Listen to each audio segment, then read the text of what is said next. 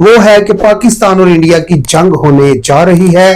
नाज़रीन, देखा जाए टिकटॉक बनाए जा रहे हैं कि मैंने अभी जूती नहीं खरीदी तो इनको जंग की पड़ गई है। काफी सारी खवातीन है वो एक मैसेज देना चाह रहे हैं कि इंडिया जो हमेशा से डरपोक मुल्क रहा है, ये धमकियां देता रहता है। कभी उनकी एयरलाइन लोग यूज करना बंद कर दिए, कोई उनकी एयरलाइन इस्तेमाल नहीं कर रहा। इस वजह से उनकी एयरलाइन को भी काफी नुकसान है।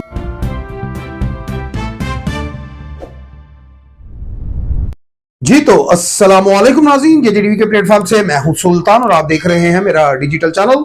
नाज़रीन, जैसा कि आपको मालूम है कि मुल्क पाकिस्तान में और पड़ोसी देश में एक ही बहस छिड़ी हुई है। एक ही बहस है, टीवी चैनल पे देख लें, सोशल मीडिया पे देख लें, यूट्यूब, फेसबुक, एक ही बात है, वो है कि पाकिस्तान और इंडिया की जंग होने जा रही है। नाज़रीन, देखा जाए तो जो हमारे वज़ीर दफ़ा हैं ख्वाजा आसिफ साहब, उनके भी बयानात देखे जाएं, जो हमारे बाकी के वज़रा हैं अगर उनके भी बयानात देखे जाएं तो लगता यही है कि जो जंग की तैयारियां हैं वो पाकिस्तान पूरी कर चुका है। अगर देखा जाए तो जो हमारे कह लें जो दफाई अदारे हैं, जिस तरह के कह लें कि जो हमारी आर्मी है बॉर्डरों पे पहुंच चुकी है, जो हमारी नेवी है वो अपनी नशिस्तें संभाल चुकी है। नाज़रीन, इसी टॉपिक के ऊपर आज हम आपसे बात करेंगे और कोशिश करेंगे कि जो जेन्युइन ओरिजिनल हकायकात हैं उनसे आपको आगाह किया जाए। आज हमारे साथ एक शख्सियत मौजूद है स्टूडियो में, बाबर हुसैन साहब है हमारे साथ। और बाबर हुसैन साहब का मैं आपको छोटा सा तारुफ करवा दूं, सहाफत के ऊपर गहरी नज़र रखते हैं और मुल्क पाकिस्तान की जो सियासत है उन पे इनकी काफ़ी गहरी नज़र रहती है। और आज हमारे साथ स्टूडियो में मौजूद है और बात करेंगे हम। नाज़रीन, जैसा कि आपको इंट्रो में बता दिया गया है, पाकिस्तान और इंडिया की आखिर क्या जंग होने जा रही है। क्या हाल है बाबर भाई? ठीक है भाई, आप ठीक हैं? बाबर भाई, क्या हमारे तो कहने के जो लोग हैं जो पाकिस्तानी हैं उनने तो इसको मजाक बनाया हुआ है। और काफी सारे कह लें कि जो खाके बनाए जा रहे हैं, टिकटॉक बनाए जा रहे हैं कि मैंने अभी जूती नहीं खरीदी तो इनको जंग की पड़ गई है। काफ़ी सारी खवातीन हैं वो कहती हैं जी लो जी इनको जंग की पड़ गई है, मैंने तो अभी मैचिंग जूती नहीं खरीदी। कोई कह रहा है जंग लग गई इंडिया नाल, मैं लुडियां पावा। क्यों ये लोग इतने खुश हैं कि क्या मतलब इंडिया को क्या बताना चाह रहे हैं पाकिस्तानी कि हम डरते नहीं? क्या ये बड़ा वाज़ा एक मैसेज देना चाह रहे हैं कि इंडिया जो हमेशा से डरपोक मुल्क रहा है, ये धमकियां देता रहता है, कभी खुल के सामने नहीं आया। ये किसी ऐसी खुशफहमी, किसी ऐसे उसमें है कि हम पहले जैसे कि फरवरी का आपके सामने ही है, चाय पिला के हमने मेहमान नवाजी तो करके वापस भेज दी, ये किसी खुशफहमी में है। अच्छा, अभी कुछ लोग ये भी कहते हैं कि पहले हमने चाय पिलाई थी अब हम कुछ और पिलाएंगे। वो वैसे तो आपको पता वो गाय माता का वो पेशाब पीते हैं जी, वो तो मेरा ख्याल इसी को मेरा ख्याल वो लोग बना रहे हैं कि इस दफा हम भी कुछ ऐसा ही उनको पिलाएंगे। पाकिस्तान बड़ा पुरअमन मुबालिक में है, पाकिस्तान चाहता है कि जंग ना हो, ठीक है, लेकिन पाकिस्तान आपको पता है सिपा सलार के साथ पूरी आवाम खड़ी है। वाज़ेह मैसेज दे दिया है, किसी ने अगर आंख उठा के पाकिस्तान की तरफ देखा उसकी आंखें फोड़ देंगे। तो भारत डरा हुआ है और अभी मुफाकमत के लिए पिछला रास्ता इस्तेमाल करने के लिए अमेरिका की मिन्नतें कर रहे हैं। अमेरिका का फोन भी आया, आपने देखा है, वो तर्जुमान की कॉल भी आई है वज़ीर-ए-आज़म को। आप देखा जाए शहबाज शरीफ भी इस पे सोच कर रहे हैं। हम जो है कह रहे हैं कि हमारा पानी बंद करेगा तो इससे उसमें ना रहे हमारी फजाई हदूद बने, उनके लिए हमारे सब चीजें बने, तजारात बने। जो डेडलाइन थी वो खत्म होगी। 891 लोग जो थे वो हमने भारत भिजवा दिए जो हमारे मुल्क में थे। अब इंशाल्लाह जिस तरह उन्हें नुकसान दिन ब दिन नुकसान होता जा रहा है, आज 7 दिन हो गए हैं, 2 करोड़ का डेली नुकसान उन्हें हो रहा है। उनकी एयरलाइन लोग यूज करना बंद कर दिए, कोई उनकी एयरलाइन इस्तेमाल नहीं कर रहा। इस वजह से उनकी एयरलाइन को भी काफी नुकसान है। लोग उसके अलावा दूसरी एयरलाइन यूज कर रहे हैं, पाकिस्तान की हदूद से वो यूज करते थे। इस वजह से अब उनकी पाकिस्तानी हदूद उनके लिए मुकम्मल तौर पर बंद है। तो जब उनको फ्यूल के लिए दूसरे स्टेशन पे लैंड करना पड़ा, दूसरी जगह जाना पड़ा फिलिंग के लिए, तो उन्हें उसमें नुकसान हो रहा है बहुत ज्यादा। अब उस वजह से उन्होंने अमेरिका के पांव पकड़े, उन्होंने उनकी मिन्नतें की हमारी पाकिस्तान से सुलह करवा दी जाए, ये मामला किसी तरीके से हल हो जाए। बरतानिया अखबार ने आपके सामने बड़ा वाज़ेह लिखा है कि ये एक भंडा है, सोची समझी एक साजिश के तहत उन्होंने पाकिस्तान पे बेबुनियाद इल्जाम लगाए। अच्छा, इस बात से मैं आपकी इत्तेफाक करता हूँ कि ये एक प्रोपोगंडा किया गया है, सोची साची कह लें कि एक मनसूबा बनाया गया है। उसकी वजह क्या? उसकी वजह यह है कि जब ये तखरीबकारी होती है, दहशतगर्दी होती है और जो लोग कह लें कि जो इंडिया में मरते हैं और कहा यह जाता है कि ये पाकिस्तानी दहशतगर्दों ने किया है। लेकिन उसमें बाबर भी एक तस्वीर जब सामने आती है, एक लड़की बैठी हुई है और एक लड़का लेटा हुआ है, तो वो कहते जी कि जो इंडियन मीडिया था उनका ये कहना था ये लड़की और ये लड़का भी मर चुके हैं। फिर अगले ही दिन उनकी वीडियो आ जाती है उसी लड़के की और उस लड़की की, वो कहती है जी हम दोनों तो जिंदा हैं। ऐसे ही है ये, देखिए झूठे प्रोपेगेंडे बना रहा है। और काफी सारे इनके अपने भी कह लें कि जो कोर कमांडर है वहां का वो चेंज हो चुका है, और फिजाई उनका एक कह लें कि जो आर्मी ऑफिसर आज वो भी चेंज हो गया है। तो आर्मी जो है इस वक्त की जो रॉ है, मुझे नहीं लगता कि मोदी सरकार के साथ खड़ी है। क्या उनके लगता है साथ नहीं खड़ी, देखिए सिख बरादरी ने उनका बाइकआउट किया, वो उनके साथ नहीं खड़े। और उन्हें पता है कि माशाल्लाह ISI पाकिस्तान फोर्स ये बड़ी अच्छी है और बड़े अच्छे तरीके से दिफा कर सकती है। Cease fire line of control की खिलाफ वर्जी की 2 दिन पहले उन्हें उसका जवाब मिला, वो अपने कितने मोर्चे खाली करके वापस चले गए। आपने देखा पाकिस्तान का अल्हम्दुलिल्लाह कोई बॉर्डर हमने खाली नहीं करवाया, कोई आबादी हमने खाली नहीं कराई, जितना कि भारत डर गया।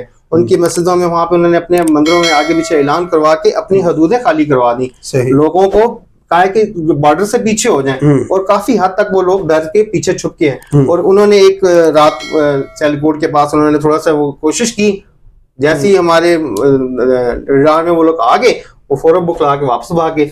और वो किसी जगह स्टैंड करते ही नहीं, ना वो जंग के लिए मिलिट्री तौर पे तैयार हैं। उन्हें पता है कि जंग हुई तो हमें बुरी तरीके से शिकस्त हो गए और वो इसलिए आगे बढ़ चढ़ के अच्छा, यहाँ पर अब देखा ये जा रहा है कि जो पाकिस्तान है, पाकिस्तान नाज़रीन बिल्कुल जो है ना कह लें 100 नहीं 110% जो हमारी अफवाज पाकिस्तान है, जो इस टाइम आर्मी है, बिल्कुल बॉर्डरों पे रेडी बैठी हुई है, लड़ने के लिए बिल्कुल तैयार है। और यहाँ पर एक मजेदारी की बात बता दूं कि जो हमारी 25 करोड़ अवाम है ना, वो भी फौज के साथ खड़ी है।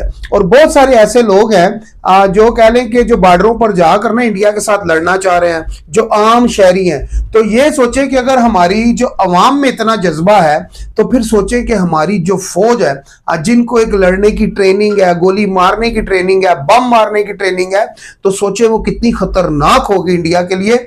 और इंडिया क्यों डरा हुआ है? इंडिया इसलिए नाज़रीन डरा हुआ है कि एक हमारी जंग हुई थी जिस पे हमारे जवानों ने पेट के ऊपर बम बांध के, और वो इसलिए भी डरते हैं कि ये पाकिस्तानी तो अपनी जान देने से भी नहीं डरते, और खुद को हमलावर बन गए हमारे पाकिस्तानी। पेट पे बम बांध के उनकी टैंकों के नीचे घुस के उनके टैंक उड़ा दिए। और आज भी मैं आपको बता दूं कि जब मैं कोई भी इंडियन चैनल देखता हूं ना, तो मुझे बड़ा अजीबोगरीब सा लगता है कि काफी सारे ऐसे कार्टून बैठे होते हैं जिनको बड़ा सीनियर सहाफी इंडिया कहता है और इंडिया के चैनलों पे बैठे होते हैं। माजरत के साथ हमारा चैनल भी इंडिया में देखा जाता है, इतना झूठ बोलते हैं, इतना झूठ बोलते हैं कि हमारे इंडिया ने ये कर दिया। और फिर अल्फाजों का जो चुनाव है, जिस तरह मैंने अभी लफ्ज कार्टून इस्तेमाल किया, माजरत के साथ मुझे ये इस्तेमाल नहीं करना चाहिए सहाफियों के लिए, क्योंकि वो लोग इससे भी गंदे और बदतर अल्फाज हमारे पाकिस्तानियों के लिए इस्तेमाल करते हैं।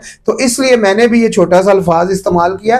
तो शर्म आनी चाहिए उन सहाफियों को जो ओरिजिनल और जेन्युइन रिपोर्टिंग नहीं करते। नाज़रीन, यहां पर मैं आपको बता दूं कि हमारे पाकिस्तानी जो सीनियर सहाफी हैं, जवेद चौधरी साहब एक्सप्रेस न्यूज से, कह लें कि मंसूर अली खान साहब जो हैं हम न्यूज से, और दीगर ऐसे जो हमारे सीनियर सहाफी हैं, उनके जो चैनल हैं, जो यूट्यूब चैनल हैं, वो इंडिया में बंद कर दिए हैं।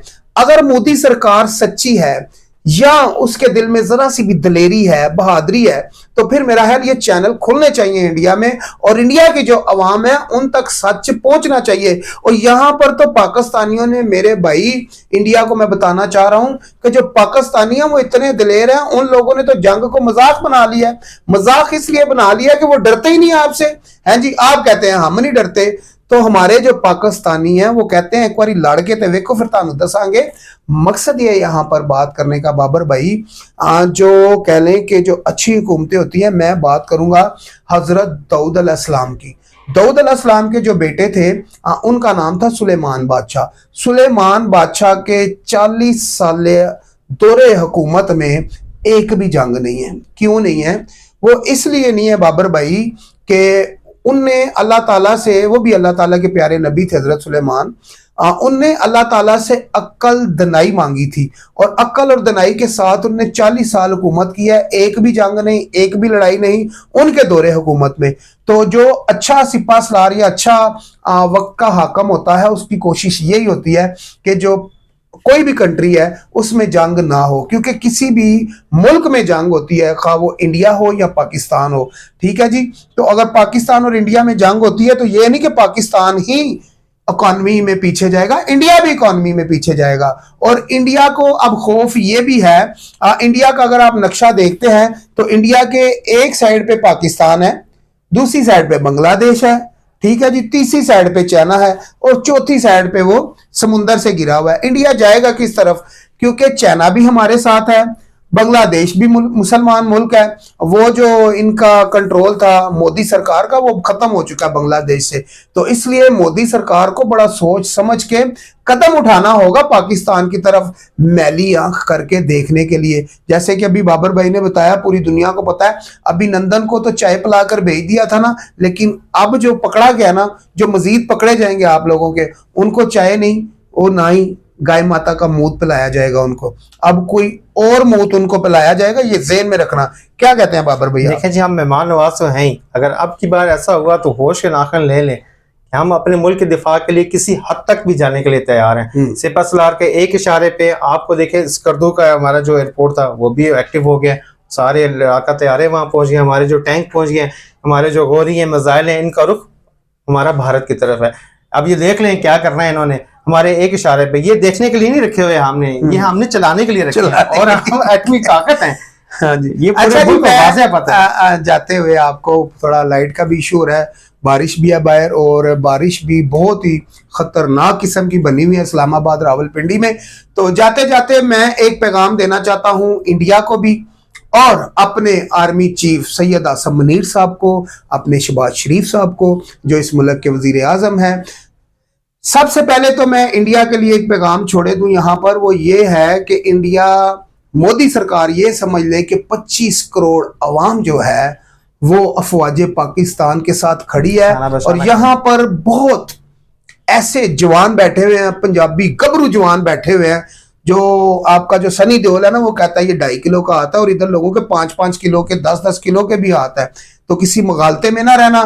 तो आर्मी चीफ साहब और शहबाज शरीफ साहब, वजीर आजम साहब, सहाफी बरादरी, 25 करोड़ अवाम शाना बशाना अपनी फौज के साथ, अपने मुल्क के साथ खड़ी है। इसी के साथ अपने भाई सुल्तान को और बाबर भाई को इजाजत दीजिए, मिलते हैं नए टॉपिक के साथ अगली वीडियो में। अल्लाह हाफिज।